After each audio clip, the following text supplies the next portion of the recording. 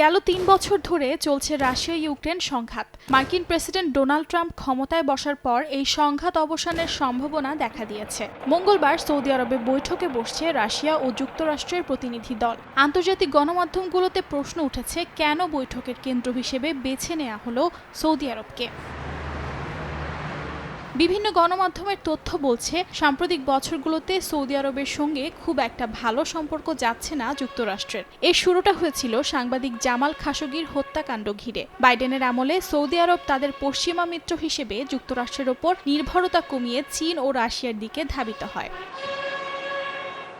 Trump ক্ষমতায় আসার পর সেই সম্পর্ক জোড়া লাগানোর চেষ্টা চলছে। নিজের প্রথম মেয়াদেও প্রথম বিদেশ সফরে সৌদি আরবে এসেছিলেন ট্রাম্প। দ্বিতীয় মেয়াদে শপথ নেয়ার 2 দিনের মধ্যেই সৌদির যুবরাজ মোহাম্মদ বিন সালমানের সঙ্গে ফোনালাপ করেন তিনি। এরপরই চলতি বছর যুক্তরাষ্ট্রের $600 বিলিয়ন বিনিয়োগের প্রতিশ্রুতি দেয় সৌদি সরকার।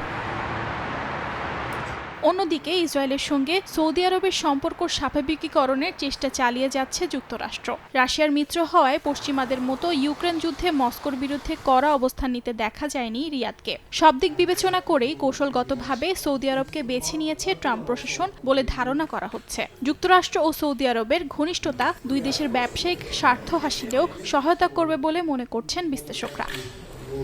অর্জিতা শাহজিন, সময় সংবাদ।